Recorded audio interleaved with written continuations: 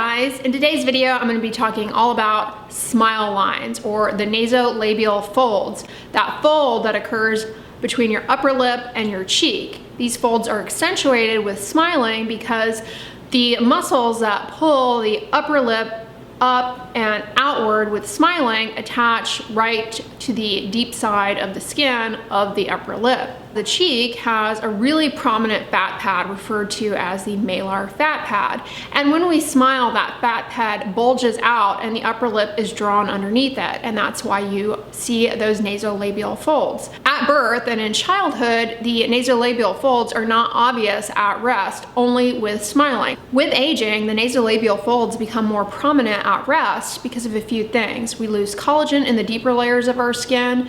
We also lose skin elasticity, and we experience ptosis or sagging of that malar fat pad, and we also have loss of bone density in the mid-face, all of which contribute to sagging and more obvious nasolabial folds that are notable at rest. What can be done about nasolabial folds? A minimally invasive procedure that is super popular that works quite well for nasolabial folds is to have hyaluronic acid filler placed. Hyaluronic acid fillers offer a lot of flexibility and they address the volume loss in the mid-face. Filler mimics the structures that were once present, like fat and collagen, to then minimize the appearance of those nasolabial folds. Another minimally invasive procedure is ULTHERAPY, or high intensity focused ultrasound. Helps to stimulate collagen production in the deeper layers of the skin, and that can smooth out the appearance of nasolabial folds. Often coupled with ULTHERAPY is laser resurfacing. This actually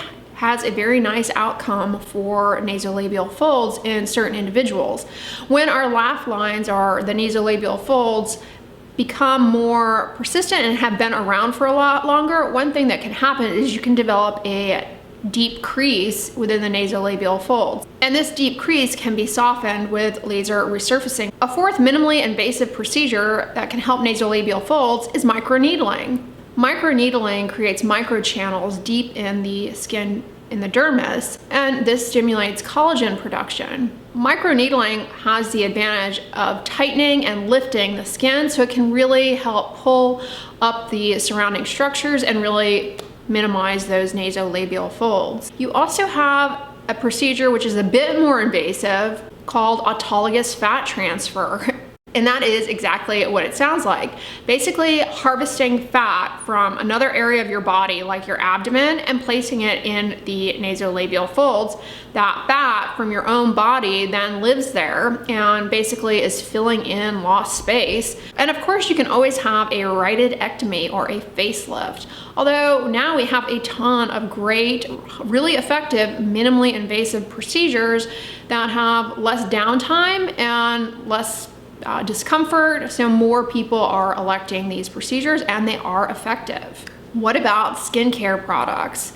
Well, of course, this is a Dr. Dray video, so you know what's coming. SPF, every day, reapplied at least 3 times a day or every 2 hours while you're outdoors. The majority of aging of the face has to do with UV exposure. So prevent that by wearing a high SPF sunscreen and reapplying it consistently. That's not gonna take away the wrinkle though. Things though that you can put on your face that will minimize the appearance of the nasolabial folds, at least temporarily, include just a good old-fashioned moisturizer. Moisturizers help hydrate up the skin cells, and when they're hydrated and plumped up, that smooths out the appearance of wrinkles and gives kind of a subtle smoothing effect. So it's just a basic moisturizer. You can amp up hydration a little bit more by using a hyaluronic acid focused product. I mean, there are thousands and thousands and thousands out there. I'm not going to go through every single one.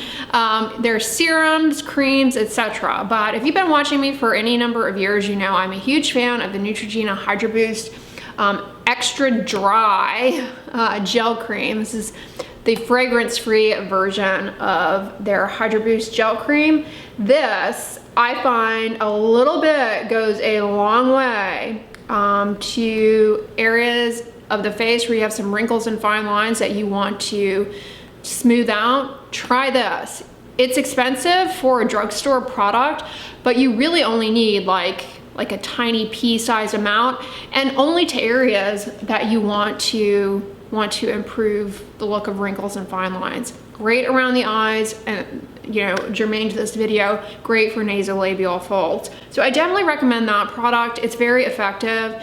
You can use it underneath your moisturizer and really get a lot of bang for your buck. I recommend applying it to the skin while it is damp after you've just rinsed the skin. That way the hyaluronic acid can glom onto that water and really help maximally enhance hydration in your skin to get you the best results from it. And then of course there is topical vitamin A. Whichever topical vitamin A product you choose or is right for you in your skincare routine, do know that consistent long-term use of topical vitamin A can help in boosting up collagen production in the deeper layers of the skin.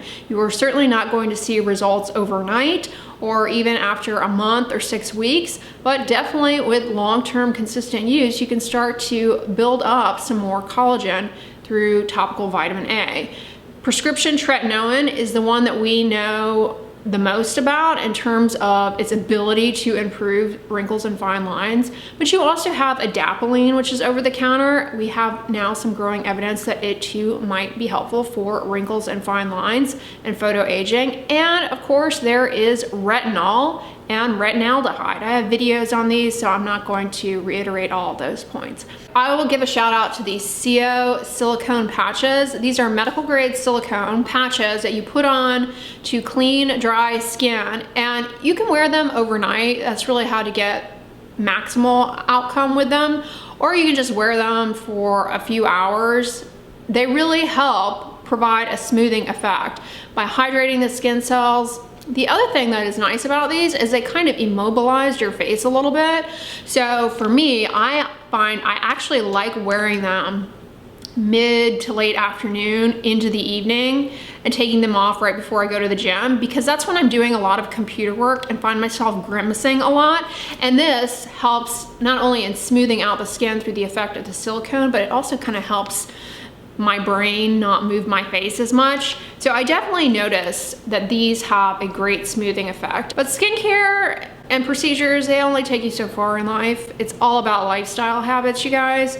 Don't smoke, don't drink excessive amounts of alcohol. Make sure that your diet is balanced, and keep an eye on how much processed, sugary, packaged garbage you're eating. You know, you don't want to solely eat those foods. Make sure you're getting fruits and vegetables that are rich in antioxidants to help scavenge some of these free radicals. Obviously wear sun protection, but behaviorally speaking, don't stay out in the sun too long, and always make sure that you're wearing a broad brimmed hat when you're outdoors in the sun and sun protective clothing. Get your 8 hours of sleep a night. Enough with this, oh, I'm so busy, I don't need to sleep nonsense. That is aging everybody too much. We need to backtrack it and start valuing the 8 hours of sleep. Getting exercise, these things go a long way. I mean, they all sound like hippy dippy hand holding and you're like, yeah, whatever. No, trust me, they really do. Lifestyle habits take you very, very far. Beyond just your skin, your overall health pays off dividends. So yeah, those are my tips for nasolabial folds. I hope you guys enjoyed this video. If you liked it, give it a thumbs up, share it with your friends, and as always, don't forget, sunscreen and subscribe. I'll talk to you guys tomorrow. Bye.